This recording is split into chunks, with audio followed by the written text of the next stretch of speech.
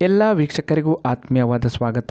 ತುಳುನಾಡಿನ ದೈವಗಳ ಕಲೆ ಕಾರಣಿಕವನ್ನು ಹೇಳಿದಷ್ಟು ಮುಗಿಯದು. ನಮ್ಮ ಹಿರಿಯರು ಹೇಳಿರುವಂತಹ, ಅವರ ಕಣ್ಣೆದುರಲ್ಲೇ ನಡೆದಿರುವಂತಹ ಕೆಲವು ಸತ್ಯ ಸಂಗತಿಗಳನ್ನು, ತುಳುನಾಡಿನ ದೈವಗಳ ಕಾರಣಿಕವನ್ನು ತಿಳಿಸುವಂತಹ ಕೆಲವು ಸನ್ನಿವೇಶಗಳನ್ನು ಇವತ್ತಿನ ವಿಡಿಯೋದಲ್ಲಿ ನಾನು ನಿಮಗೆ ತಿಳಿಸಿಕೊಡುತ್ತೇನೆ. ದಯವಿಟ್ಟು ಈ ವಿಡಿಯೋವನ್ನು ಕೊನೆ ತನಕ ನೋಡಿ ಹಾಗೂ ನಿಮ್ಮ ಅನಿಸಿಕೆಗಳನ್ನು ಕಾಮೆಂಟ್ಸ್ ಮೂಲಕ ನಮಗೆ ತಿಳಿಸಿ. ತುಳುನಾಡಿನ ಕಾರಣಿಕದ ಶಕ್ತಿ, ಕಲ್ಲುರ್ಟಿ ದೈವದ ಬಗ್ಗೆ ಎಲ್ಲರಿಗೂ ತಿಳಿದಿದೆ. ಆ ತಾಯಿಯ ಕಾರಣಿಕವನ್ನು ತಿಳಿಸುವಂತಹ ಕೆಲವು ಸನ್ನಿವೇಶಗಳನ್ನು ಈ ವಿಡಿಯೋದ ಮೂಲಕ ತಿಳಿಸುತ್ತೇನೆ. ಒಂದು ಬಾರಿ ಒಬ್ಬರು ಮಹಿಳೆ ಕಲ್ಲುರ್ಟಿ ತಾಯಿಯ ಕ್ಷೇತ್ರಕ್ಕೆ ಹೋಗಿದ್ದರಂತೆ. ಅಲ್ಲಿ ಅಗೆಲು ಸೇವೆ ಆದ ನಂತರ ಅನ್ನದಾನದ ವ್ಯವಸ್ಥೆ ಕೂಡ ಇರುತ್ತದೆ. ಅಲ್ಲಿ ಪ್ರಸಾದ ರೂಪದಲ್ಲಿ ಕೊಡುವಂತಹ ಅನ್ನ ಹಾಗೂ ಕೋಳಿಯ ಪದಾರ್ಥದ ರುಚಿ ಬೇರೆಲ್ಲೂ ಸಿಗಲ್ಲ. ಹೀಗೆ ಎಲ್ಲರಿಗೂ ಬಡಿಸುತ್ತಿರುವಾಗ ಈ ಮಹಿಳೆ ಅಕ್ಕಪಕ್ಕದವರನ್ನು ನೋಡಿ ತನ್ನ ಮನಸ್ಸಿನಲ್ಲೇ ಅಂದುಕೊಳ್ಳುತ್ತಾಳಂತೆ,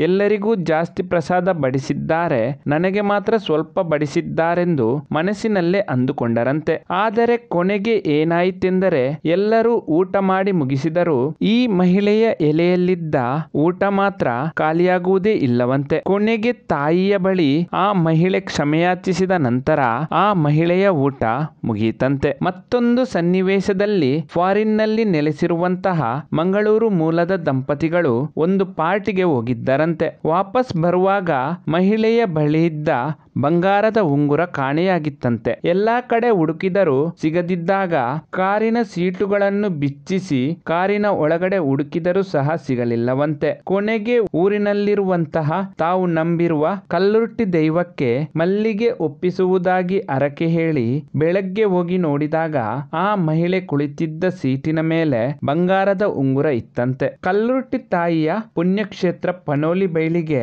ಒಂದು ಬಾರಿ ಹರಕೆಯನ್ನು ಒಪ್ಪಿಸಲು ಬಹಳ ದೂರದಿಂದ ಒಬ್ಬರು ಮಹಿಳೆ ಬಂದಿದ್ದರಂತೆ. ಆದರೆ ಅಲ್ಲಿಂದ ಪ್ರಸಾದ ಸ್ವೀಕಾರ ಮಾಡಿ ವಾಪಸ್ ಹೋಗುವಾಗ ಕತ್ತಲೆ ಆಯ್ತಂತೆ. ಈ ಮಹಿಳೆಗೆ ದಿಕ್ಕು ತೋಚದಿದ್ದಾಗ ಆ ದಾರಿಯಲ್ಲಿ ಬಂದ ಯಾರೋ ಪರಿಚಯವಿಲ್ಲದ ಅಣ್ಣ ತಂಗಿ ಆ ಮಹಿಳೆಯನ್ನು ಮನೆಯವರೆಗೂ ಬಿಟ್ಟು ಬರುವುದಾಗಿ ಧೈರ್ಯ ಹೇಳಿ ಮನೆಯ ಅಂಗಳದವರೆಗೂ ಜೊತೆಗಿದ್ದ ಆ ಅಣ್ಣ ತಂಗಿ ಮಹಿಳೆ ಮನೆ ತಲುಪಿದ ತಕ್ಷಣ ಮಾಯವಾಗಿದ್ದರಂತೆ. ಒಂದು ಬಾರಿ ಕಲ್ಲುರ್ಟಿ ತಾಯಿಯ ಕ್ಷೇತ್ರದ ಕಾಣಿಕೆ ಉಂಡಿಯನ್ನು ಯಾರೋ ಒಬ್ಬರು ಕದ್ದಿದ್ದರಂತೆ. ಆದರೆ ಕದ್ದವನು ಮರುದಿವಸ ಹುಚ್ಚು ಹಿಡಿದು ಊರಲ್ಲೆಲ್ಲ ತಾನೇ ಕದ್ದಿದ್ದೆಂದು ಹೇಳಿಕೊಂಡು ಬಂದಿದ್ದನಂತೆ. ಮತ್ತೊಂದು ಪ್ರಕರಣದಲ್ಲಿ ಇಬ್ಬರು ಕಳ್ಳರು ಕಾಣಿಕೆ ಉಂಡಿಯನ್ನು ಕದ್ದು ಬೆಳಗ್ಗೆ ಊರವರು ಬರುವವರೆಗೂ ಅಲ್ಲೇ ಕುಳಿತು ಹಣ ಲೆಕ್ಕ ಮಾಡುತ್ತಾ ಕುಳಿತಿದ್ದರಂತೆ. ಇಂದಿನ ಕಾಲದಲ್ಲಿ ಮನೆಗೆ ಕಳ್ಳರು ಬಂದಾಗ ತಾವು ನಂಬಿರುವಂತಹ ದೈವಗಳು ಕೂಗಿ ಕರೆದು ಮನೆಯವರನ್ನೆಲ್ಲ ಎಬ್ಬಿಸುತ್ತಿದ್ದವಂತೆ. ತುಳುನಾಡಿನ ದೈವಗಳ